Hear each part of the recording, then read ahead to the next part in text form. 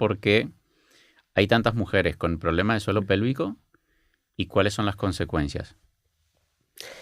Pues, a ver, yo creo que hay un factor social muy importante y es que las mujeres estamos siempre con prisas, ¿no? Siempre, o sea, lo último que nos interesa es ocuparnos de nosotras. Desgraciadamente somos, bueno, naturalmente y genéticamente somos las cuidadoras, ¿no? Entonces siempre estamos más pendientes de nuestra, pues eso, de nuestros polluelos, pues eso, de estar presentes para nuestros hijos, para nuestro marido, incluso para nuestros padres, ¿no?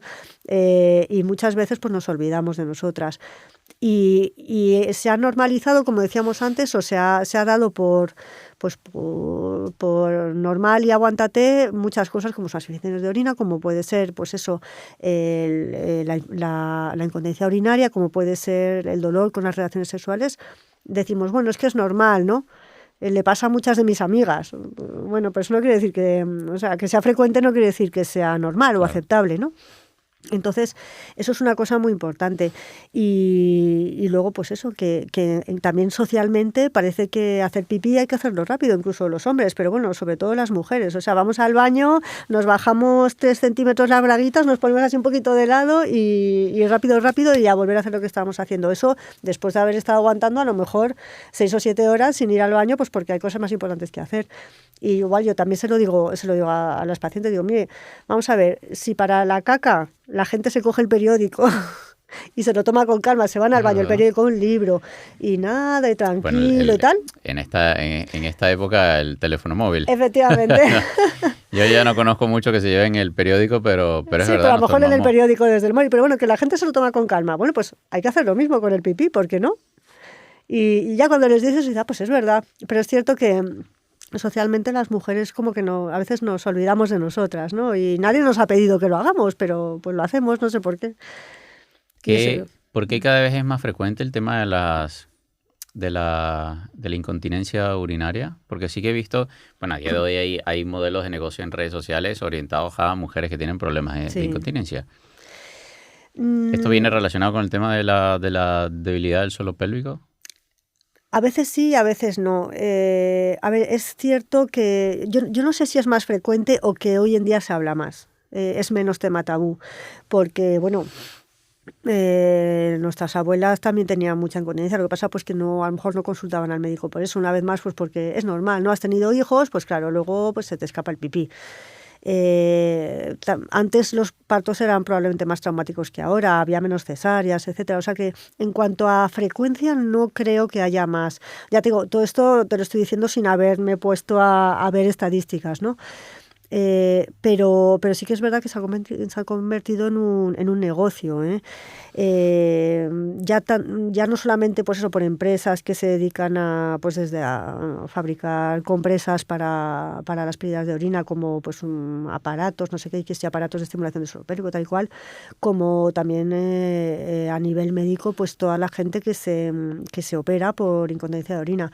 Y yo sí que me he dado cuenta en todos estos años de profesión que si analizas bien la función del suelo pélvico de una mujer que tiene pérdidas de orina, no siempre es una debilidad. Muchas veces es precisamente esta hipertonía del suelo pélvico que acaba transformándose en lo que sería una incontinencia paradójica. ¿Por qué?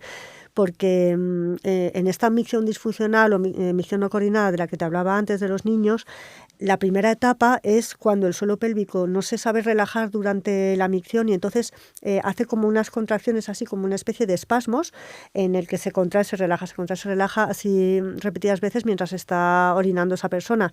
Pero conforme vayan pasando los años se puede volver espástico el suelo pélvico hasta el punto que se queda en una posición contraída que ni se relaja ni se contrae más. Entonces, ¿qué pasa? Es un músculo que está totalmente paralizado, podríamos decir, en posición tónica, en posición contraída. Entonces, ese músculo no se va a relajar lo suficiente cuando esa persona está orinando y puede provocar problemas de retención urinaria, infecciones y tal y cual, pero es que cuando esa persona hace un esfuerzo, pues tose, estornuda, se ríe, levanta algo pesado, tampoco el músculo va a hacer esa hipercontracción refleja y cerrarse al máximo para evitar con el aumento de la presión abdominal que el pipí se escape. Entonces a veces tienen infecciones de orina y en realidad no es un problema de que les falte tonicidad en el músculo, sino que está excesivamente contraído. Y desgraciadamente hay muchas mujeres que, si no se ha tenido eso en cuenta, pasan por quirófano, se les pone un cabestrillo suburetral, que se llama, es una especie de cintilla que se pone debajo de la uretra para fortalecer, digamos, el suelo pélvico, y en realidad no las estás ayudando. Es probable que los primeros 2, 3, 4 años después de la operación vayan bien, pues porque has forzado, digamos, y has cerrado aún más la uretra, pero al cabo de unos años empiezan a tener dolores, problemas para vaciar la vejiga, y en el fondo es porque lo que había que hacer era enseñarles a utilizar el músculo, no digamos, contraerlo más o cerrarlo más. Y por eso a mí me parece muy importante que prácticamente cualquier persona que tiene problemas urinarios pase por el fisioterapeuta. Fisioterapeuta especializado en las patologías del suelo pélvico. Para volver a aprender a utilizar los músculos del suelo pélvico. Sí, si es una persona que efectivamente tiene un suelo pélvico débil, el fisioterapeuta le va a enseñar a fortalecer sus músculos. Pero si es una persona que tiene una mala coordinación precisamente entre la vejiga y el suelo pélvico, o directamente un suelo pélvico muy hipertónico, el fisioterapeuta le va a enseñar a relajar esos músculos y a crear una conciencia realmente entre su cerebro y los músculos del suelo pélvico para aprender a dominarlos, ¿no? Porque al fin y al cabo son los músculos que nuestro cerebro debería controlar, y Claro. se vuelven un poco autónomos cuando no les hacemos caso, ¿no? Entonces, de cualquier manera, el tratamiento por parte de un fisio del suelo pélvico a mí me parece fundamental. Yo creo que nadie debería ir al quirófano. A lo mejor esto que digo le sienta mal a algunos de mis compañeros, pero creo que nadie debería ir al quirófano sin haber pasado primero por las manos de un fisioterapeuta que de verdad evalúe el suelo pélvico de esa persona. Pero ¿por qué hemos perdido esa funcionalidad del suelo pélvico si justamente lo que tú dices deberían ser autónomos? O sea, debería ser un músculo completamente autónomo, porque yo no voy a estar pensando de cuándo apretarlo o cuándo relajarlo. Pues porque al fin y al cabo, como tú dices, o sea, son músculos que están bajo el control voluntario de nuestro cerebro, pero que se vuelven autónomos porque creamos ciertos reflejos aprendidos. O sea, no son reflejos naturales, sino reflejos aprendidos. Entonces, empezamos mal. Ya desde chiquitines los niños piensan que en España, por ejemplo, se da el caso que los niños entran al cole con 3 años y en el cole ya tienen que estar sin pañales, porque las profesoras del colegio no tienen tiempo o no está dentro de sus de su acometido, de sus tareas, el cambiar los pañales de los niños. Entonces, pues esos niños tienen que llegar ya sin pañales. Lo que quiere decir que de alguna manera se les fuerza a realizar una retirada del pañal antes de los 3 años. ¿Quién se ocupa de eso? Pues no sé por qué, en España en concreto, no sé cómo pasa en otros países, pero en España se ha dejado esa labor a las educadoras de las guarderías y a la psicóloga de la guardería. Entonces, yo la verdad es que en su momento, cuando mis hijas estaban en la guardería, la pequeña la guardería la hizo en Suiza, nosotros vivimos en Suiza ahora, pero la mayor estuvo en España, y yo tuve ahí unos pequeños roces precisamente por este motivo con las educadoras de la guardería, porque me parece que no debería ser algo que se dejase en manos de personas que no están realmente formadas para eso, y no es su culpa, pero es que no están formadas para eso.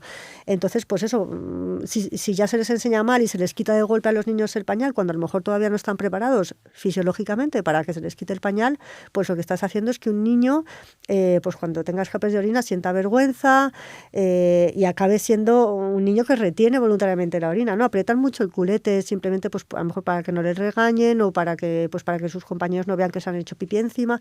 O sea, que ya empezamos mal desde épocas muy tempranas. Luego está, pues eso, todo el estrés que tenemos ahora mismo, que hace, pues eso, ya de por sí el estrés con la activación del sistema nervioso simpático, ¿no? Y todo lo que tiene que ver con la adrenalina y la noradrenalina y todo eso, actúa a nivel de nuestro esfínter, favoreciendo la hipercontracción del esfínter, tanto del esfínter interno de la vejiga y sobre todo de pero también del externo un poquito. Eso es otro tema. Y luego, pues eso, que nunca tenemos tiempo de hacer pipí. Entonces, pues estamos siempre aguantándonos las ganas. Claro, al final se crea un reflejo de aguantar demasiado y de apretar demasiado el esfínter, ¿no?